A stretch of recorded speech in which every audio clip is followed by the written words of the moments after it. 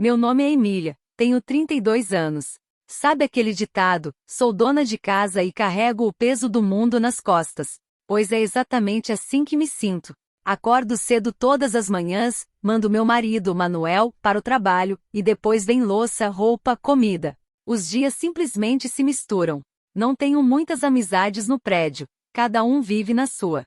Mas há uma exceção, o José, do andar de cima. Ele sempre me cumprimenta com um sorriso e conversa um pouquinho. Conheci o José pela primeira vez nas escadas do prédio. Um dia, eu estava voltando do mercado, com as mãos cheias de sacolas. Parei no meio da escada para recuperar o fôlego, e foi aí que o José desceu. Ele viu que eu estava com dificuldade e disse: Espera, Emília. Se eu deixar você carregar tudo isso, vou me sentir culpado por semanas, e tirou as sacolas das minhas mãos. Não, José, eu consigo, eu disse, mas ele não quis ouvir. Riu e disse: De que adianta sermos vizinhos se não nos ajudarmos? Naquele dia, percebi como ele era atencioso. Com o tempo, começamos a nos encontrar mais frequentemente. José sempre sorria e perguntava: Como você está, Emília? Precisa de alguma coisa para casa? Normalmente, eu não conversava tanto com homens, mas as palavras dele sempre soavam como as de um irmão mais velho. Um dia, alguém bateu na porta. Abri, e lá estava o José com uma xícara vazia na mão. Minha esposa foi ao hospital hoje, e eu não consigo passar o dia sem café. Você pode fazer um café bom para mim? Ele perguntou com um sorriso. Eu ri. Claro, por que não? Mas naquele momento, algo estranho despertou dentro de mim. Fiz o café e levei até ele. Normalmente, eu entregaria as coisas na porta, mas naquele dia José começou a falar sobre a saúde da esposa. Ele contou que ela não estava bem e que tinha ido ao hospital com frequência. Enquanto ele falava, senti uma pontada de empatia. Deve ser muito difícil, eu disse. E a partir daquele momento, começamos com nossa pequena rotina de café. Os dias viraram semanas, e logo, toda vez que eu saía, parecia que o José estava lá. Vamos tomar um café, ele dizia. No começo, tudo parecia algo entre vizinhos, mas com o tempo, essas conversas começaram a ter um calor especial. Aqueles cafés, aquelas pequenas conversas, me faziam esquecer o cansaço do dia. Mas às vezes, sem perceber, você se aproxima de um caminho errado. Aquele dia começou como qualquer outro. Me despedi do Manuel, arrumei o café da manhã e passei o dia limpando e cozinhando. Depois bateram na porta. Era o José, com um prato de doce na mão. Minha esposa fez isso ontem à noite, e eu pensei em trazer um pouco para você. Seria bom compartilhar, ele disse. Havia algo nos olhos dele, algo além da simples gentileza. Peguei o prato e disse: Entre, José. Vou fazer café. Ele entrou e sentou na sala. Normalmente, eu nunca deixaria ninguém entrar, especialmente quando o Manuel não está em casa. Mas naquele dia, o José parecia diferente. O sorriso habitual estava lá, mas havia um calor em seu comportamento e em suas palavras que eu não podia ignorar. Eu me sentia desconfortável, mas ignorei essa sensação. É só um café, pensei. Mas não terminou com o café. Enquanto bebíamos, José começou a falar sobre casamento. Sabe, Emília, o amor muda com o tempo. A emoção do início se transforma em outra coisa. Você ainda é feliz com o Manuel? Ele perguntou. Eu fiquei perplexa por um momento. Que tipo de pergunta era aquela? Claro que sim, José. Por que você pergunta? Respondi, mas as palavras saíram forçadas. O olhar dele, o sorriso dele, me deixavam desconfortável e, ao mesmo tempo, estranhamente aquecida. A conversa ficou mais profunda. José falou sobre sua esposa e as dificuldades do casamento. Às vezes, a gente só quer respirar de forma diferente, ver outra vida, ele disse. Eu não sabia como interpretar aquelas palavras, ou talvez não quisesse entendê-las. As palavras dele ecoaram, provocando sentimentos conflitantes dentro de mim. Em um momento, nossos olhares se cruzaram. Eu estava segurando minha xícara, olhando para o chão, mas os olhos do José estavam fixos em mim. Nunca antes tinha sentido um olhar assim. Não sabia o que fazer, mas também não podia desviar. Emília, você é uma pessoa muito especial, ele disse.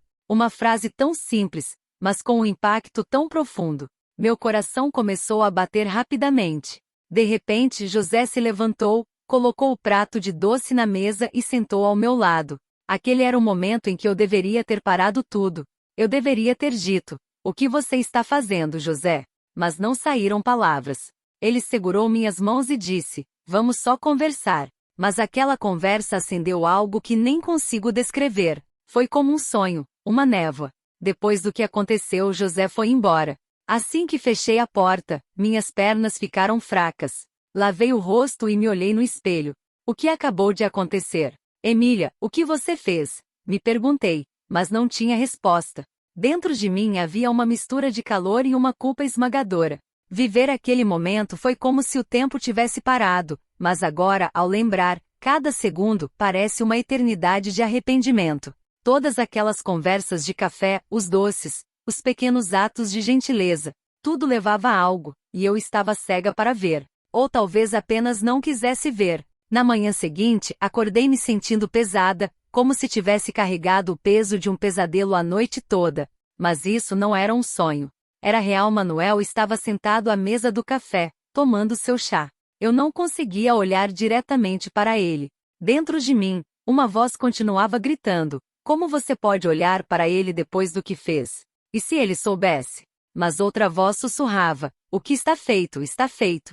Ninguém precisa saber. Essas duas vozes lutaram na minha mente a manhã inteira. Quando Manuel saiu para o trabalho, ele se virou para mim, como sempre fazia, e disse: cuide-se. Me liga se precisar de algo. Sua voz era tão normal, tão pura. Meu peito apertou. Forcei um sorriso e disse: tá bom, mas por trás daquele sorriso, havia uma montanha de culpa. Tentei me distrair limpando e organizando, mas minhas mãos tremiam. Em vez de trabalhar, sentei na sala, perdida nos meus pensamentos. Por que eu não parei? Por que eu permiti isso? José dava sinais, dizia coisas, e eu poderia ter dito não. Mas eu não disse. Como eu pude fazer isso? Por volta do meio-dia, saí para ir ao mercado. Quando abri a porta, vi a esposa do José do lado de fora. Ela sorriu gentilmente e disse: como você está, Emília? Tudo bem? Sua voz era tão amável, tão genuína. Naquele momento, o peso da minha culpa me atingiu como um tijolo. Eu não conseguia olhar nos olhos dela. Murmurei: estou bem, obrigada, e saí rapidamente. Enquanto caminhava para o mercado, me repreendi. O que você fez, Emília? Como você pôde trair essa mulher? Seu marido? Seu lar? Como você se tornou essa pessoa? Dentro de mim havia uma tempestade de arrependimento e desprezo por mim mesma. Aquele momento fugaz e proibido com José tinha me dado emoção, mas agora estava substituído por uma vergonha esmagadora. De volta em casa, fechei a porta e me sentei no chão. As lágrimas encheram meus olhos.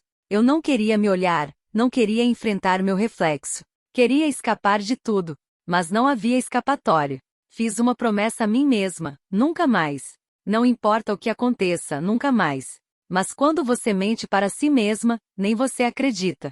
E foi exatamente assim que me senti. Evitei o José o máximo que pude depois disso. Não abri a porta quando ele bateu, e olhava o corredor antes de sair. No entanto, uma pequena parte de mim sentia falta de vê-lo.